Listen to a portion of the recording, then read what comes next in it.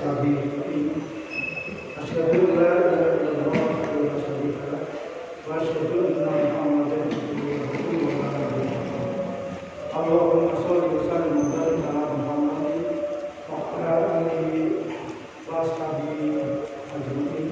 Saya adalah Abdul Rahmatullah jemaah salat subuh masyarakat mukmin yang kita cintai. Marilah kita berikan bersyukur kepada Allah SWT bahwa kita sampai saat ini masih diberikan kesehatan, bisa berkumpul berjamaah dan telah ini di masjid yang kita cintai ini. Mudah-mudahan Allah selalu memberikan kesehatan kepada kita sekalian. Amin. Masyaallah muslimin rahmatullah. Selawat salam mudah-mudahan selalu terciptakan kehadiran Allah selalu di kita Muhammad SAW beserta keluarganya, para sahabatnya, tabiin dan insya Allah pada umatnya termasuk kita sekalian yang insya Allah mengikuti jejak beliau.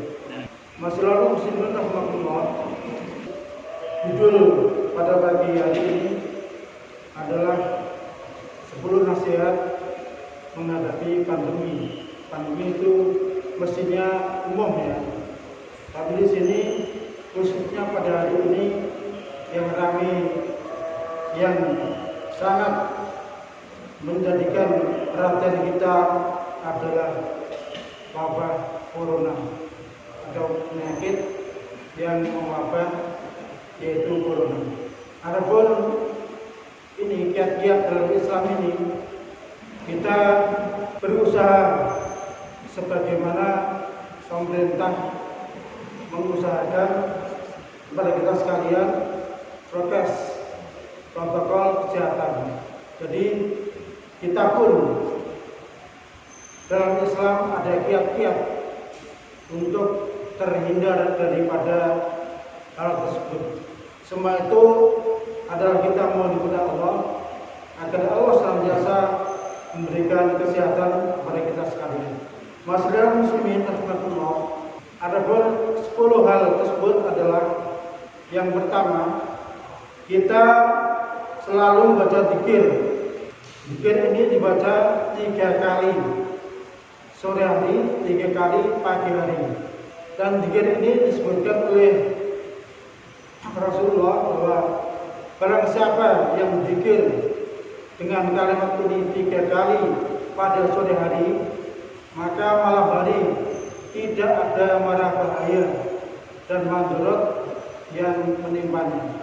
Dan barang siapa yang membaca zikir ini 3 kali pada saat pagi hari, maka sehari penuh Allah tidak akan memberikan mandorot atau bahaya kepadanya. Doanya itu pada Bismillahi la yadurru ma'asmihi syai'un fil ardi wala fis sama'i wa sami'ul alim. Bismillahilladzi la yadurru ma'asmihi syai'un fil ardi wala fis sama'i wa huwa sami'ul alim. Ini ada dalam zikir petang dan zikir pagi. Kalau yang biasa zikir pagi dan zikir petang, insya Allah ini ada. Yang artinya dengan nama Allah yang tidak akan berbahaya dengan namanya, segala sesuatu di langit dan di bumi. Dialah yang Maha mendengar lagi Maha mengetahui. Jadi barang siapa yang membacanya kalimat tersebut, doa tersebut 3 kali pada pagi hari dan sore hari 3 kali, maka selama sehari semalam itu tidak akan ada mara bahaya yang memudaratkannya. Itulah yang pertama. Yang bahaya yang memudaratkannya artinya adalah penyakit itu. Itu adalah penyakit yang datang. Masyaallah muslimin rahmatullah. Ada yang kedua, yaitu memperbanyak doa dunnun. Doanya Nabi Yunus tatkala dia telan ikan di dalam perutnya. Doanya pendek dan insya Allah kita gampang hafal.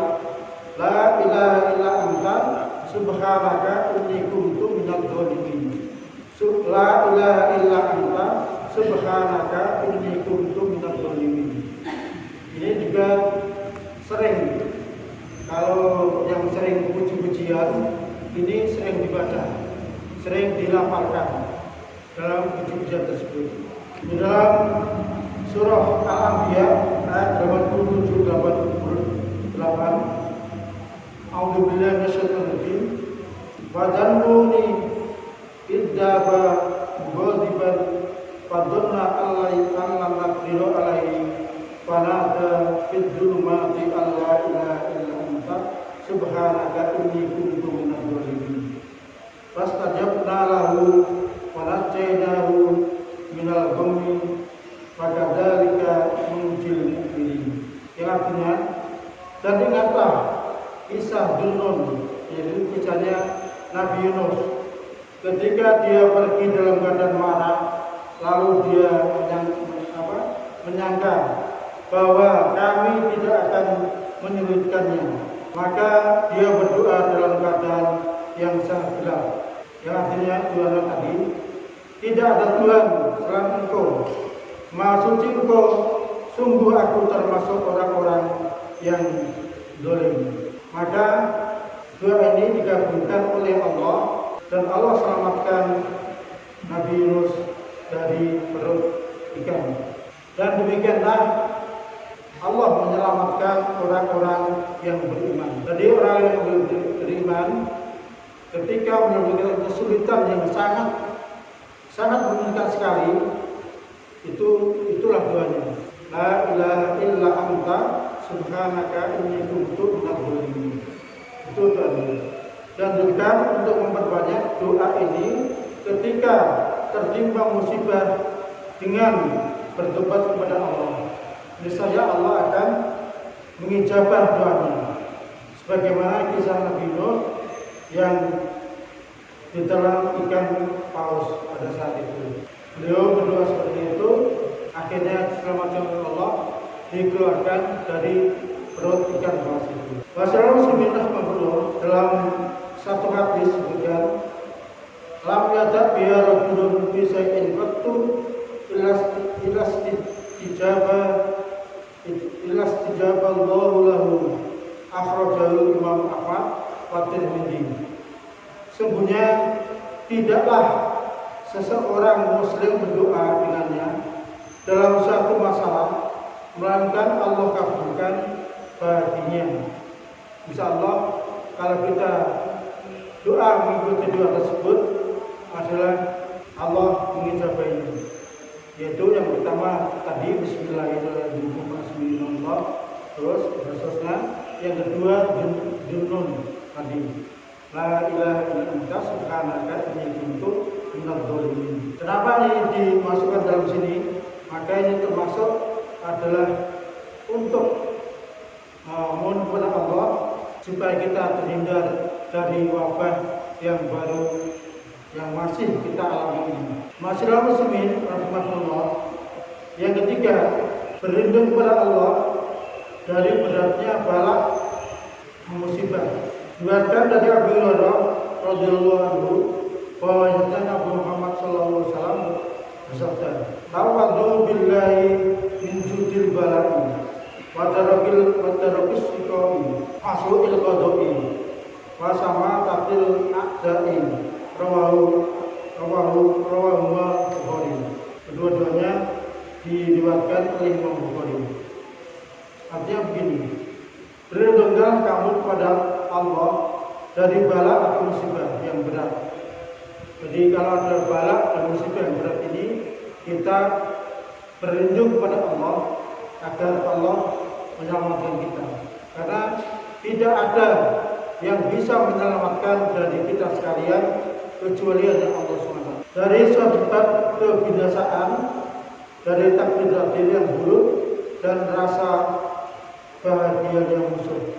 Jadi kalau kita sudah misalkan ini dalam peperangan, kita sudah tersesat, kita diharapkan dihimbau oleh Rasulullah supaya selalu memohon kepada Allah Subhanahu wa taala itu dalam hal tersebut. Ini bukan hanya musibah saja, tapi dalam hal sesuatu pada waktu kita kepepet telah sangat perlu sekali dan berat. Kita selalu berlindung kepada Allah, mohon kepada Allah agar Allah selalu melindungi kita. Yang keempat adalah membaca doa keluar rumah. Jadi kalau kita keluar rumah, jangan lupa untuk berdoa. Karena kadang-kadang kita salam, terus begitu berangkat saja, tidak berdoa, lupa kita. Padahal itu sangat penting sekali berdoa dalam keluar rumah itu. Ya. Yang kedua dan begini, insyaallah kita sudah tahu. Bismillahirrahmanirrahim. La haula wala quwwata illa billah. Pandai dulu. Insyaallah kita tahu semua. Tapi untuk mengamalkannya kadang-kadang kita terlupa karena saking buru-burunya, saking tergesa-gesanya kita langsung berangkat di saja. Sudah saya berangkat. Terus datang motor atau mobil atau terus berangkat, lupa akan dia tersebut. Padahal doa tersebut sudah sangat berguna sekali karena kita pasrah kepada Allah pada waktu kita pergi. Karena di jalan nanti ada apa, di tempat kerja ada apa, kita serahkan kepada Allah. Semuanya kita serahkan kepada Allah Subhanahu. Keterangan dari Anas bin Malik, Nabi sallallahu alaihi wasallam bersabda, "Wa idza kharaja ar-rajulu min baitihi faqala Bismillahirrahmanirrahim tawakkaltu 'ala Allah la haula wa la quwwata illa billah." Qala yuqalu hina idin mudiyat wa tubiyat wa tusqi lahu sayatin wa yaqulu lahu syaitan Arfalaka birojulin qad budiya wa tubiya wa uqiya rawahu Abu Dawud. Artinya, apabila seseorang keluar dari rumahnya lalu dia berkata Bismillahirrahmanirrahim, maka Allah akan berkata, engkau akan diberi petunjuk, dicukupkan dan dijaga. Jadi gunanya sangat besar sekali. Padahal hanya Bismillahirrahmanirrahim, la haula wala quwwata illa billah. Kita akan diberi kecukupan, dijaga dan diberikan petunjuk. Itu adalah yang dijanjikan oleh Allah. Maka setan pun akan menyingkir darinya. Setan yang lain berkata, bagaimana mungkin engkau bisa mengganggu seseorang yang telah mendapatkan petunjuk, kecukupan dan penjagaan. Jadi kita selama bepergian, kita bekerja ke mana, itu kita akan dijaga oleh Allah selama dalam bepergian tersebut. Masyarakat muslimin rahimahullah. Ini mestinya hal-hal yang kelihatannya sepele, ringan, tapi sekali lagi sebagaimana yang saya katakan tadi, kita sering terlena berangkat saja. Ini tergantung kebiasaan kita. Masyarakat muslimin rahimahullah yang kelima, membaca zikir pagi dan petang. Kita biasa kalau pagi adalah ada zikir pagi, petang ada zikir petang. Ya. Rasulullah SAW tidaklah pernah meninggalkan doa ini di pagi hari dan petang hari. Jadi Rasulullah selalu membaca zikir pagi dan petang. Ataupun duanya yang tadi seperti dari zikir pagi dan petang adalah Allahumma inni as'aluka al-afiyata fid dunya wal akhirah. Allahumma inni as'aluka al-afiyata wal akhirah fi dini wa dunya wa ahli wa mali. Allahumma astur awrati wa amin wa awrati Allahumma qaddi Allahumma astur awratik wa amin ta'ati Allahumma qaddi min bayni yadayya wa min khalfi wa an yamini wa an shimali wa an fawqi wa a'udzu bika an uqtali min tahti rawahu Ahmad. Itu doanya yang panjang, tapi itu sebagian dari zikir pagi dan petang. Itu hanya sebagian saja. Ataupun macam-macamnya. Kalau pagi asbahna, kalau sore amsarna. Yang artinya, ya Allah, sesungguhnya aku mohon kepadamu keselamatan di dunia dan akhirat. Ya Allah, sesungguhnya aku memohon kepadamu keselamatan dalam agama, dunia, keluarga, dan hartaku. Ya Allah, tutuplah auratku dan tenteramkanlah aku dari rasa takut. Ya Allah, peliharalah aku dari depan, dari belakang, dari kanan, dari kiri, dari atas. Aku berlindung dengan kebesaran-Mu agar aku tidak terjatuh. Jadi kita mohon kepada Allah semuanya, ya diri kita, dunia kita, agama kita, dan semuanya. Kita mohon kepada Allah agar selalu diberikan perlindungan oleh Allah. Jadi agama itu perlu sekali kita minta kepada Allah sepada perlindungan dari Allah. Dunia kita, harta kita, keluarga kita, dan diri kita, semua tercakup dalam zikir tersebut. Jadi mari kita biasakan untuk zikir pagi dan petang.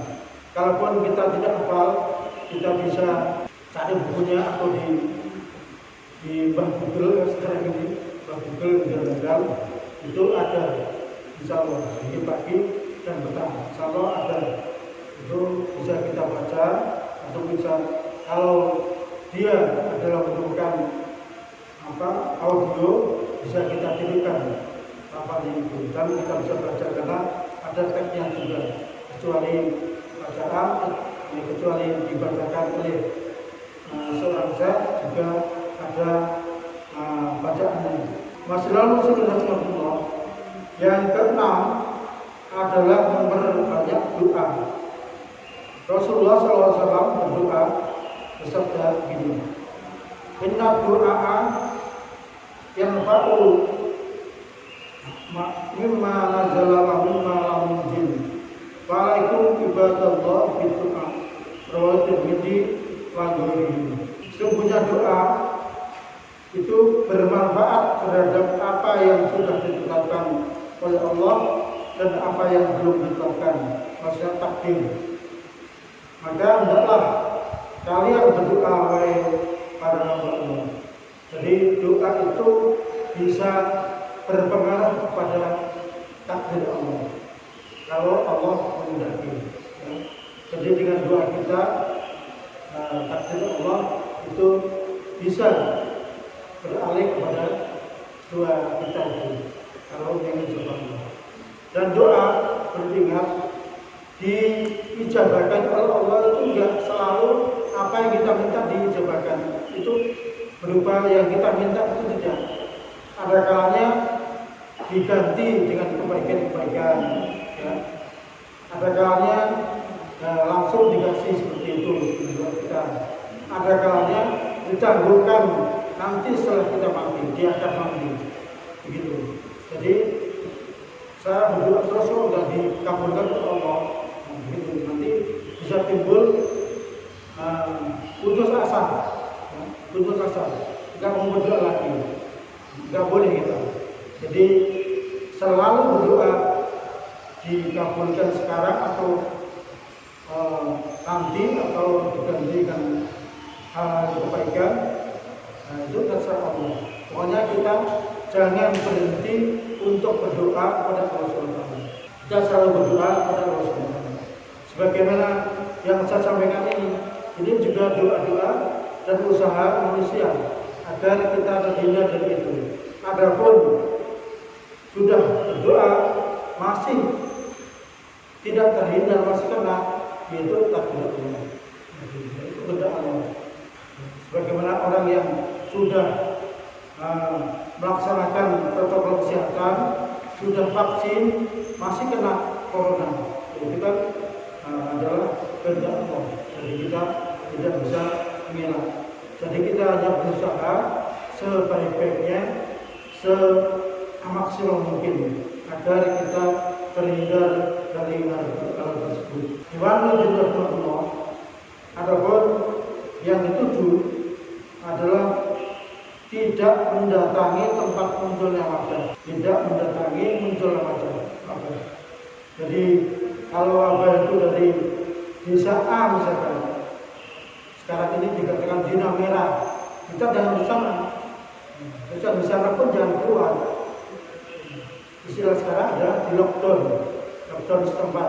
Jadi supaya wabah itu tidak menjalar kemana-mana. Keterangan An Abdullah bin Amir radhiyallahu anhu, anna Umar radhiyallahu anhu kharaja ila Sami falamma kana yasrafa balaghahu annal waba'a kedua Islam.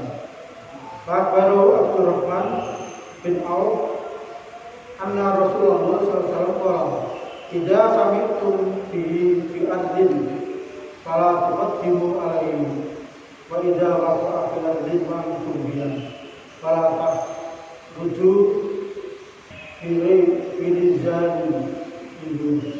Dari Abdullah bin Umar bahwasanya Umar radhiyallahu anhu berangkat menuju ke Syam dan di perjalanan disampaikan kepadanya bahwa telah terjadi wabah di Syam.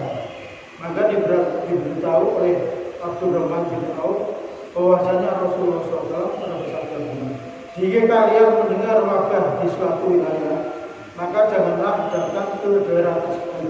Jika kalian ada di dalam wilayah tersebut, maka janganlah keluar dari wilayah tersebut.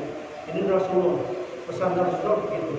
Jadi janganlah ke daerah wabah tersebut. Kalau kamu di dalam daerah yang terkena wabah tersebut, kamu jangan keluar. Begitu. Ini adalah sabda Rasulullah. Jadi sudah pas kalau kita perhatikan bahwa ada lockdown sempat dan tidak ada lockdown itu karena dikatakan zona merah. Di sana banyak yang terkena virus. Bagaimana Rasulullah Umar tersebut mau ke Syam, diberitahukan oleh Abdurrahman bin Auf bahwa di Syam sedang ada wabah. Maka Umar pun baik, tidak jadi ke sana karena sana tempatnya wabah. Jadi dia balik pulang, tidak jadi ke sana. Kedelapan, senantiasa berbuat baik. Senantiasa berbuat baik. Dalam keadaan seperti ini selalu berbuat baik. An Anasin radhiyallahu anhu qala Rasulullah sallallahu alaihi wasallam senatul ma'rufi taki masali'il suq wal ahad al-halal wa alul ma'rufi fid dunya alul ma'rufi fil akhirah. Dari Anas radhiyallahu anhu berkata bahwasanya Rasulullah SAW bersabda, perbuatan baik itu akan melindungi diri dari perbuatan-perbuatan buruk, bencana dan musibah. Jadi perbuatan yang baik itu akan melindungi dirinya dari perbuatan-perbuatan buruk, bencana dan musibah. Orang-orang yang berbuat baik di dunia, mereka adalah ahli-ahli kebaikan di akhirat. Jadi orang yang berbuat baik di dunia, maka dia adalah ahli-ahli kebaikan di akhirat. Dan nomor 9 sekarang. Nomor 9 ada salat malam. Jadi dengan salat malam, mari kita simak hadisnya.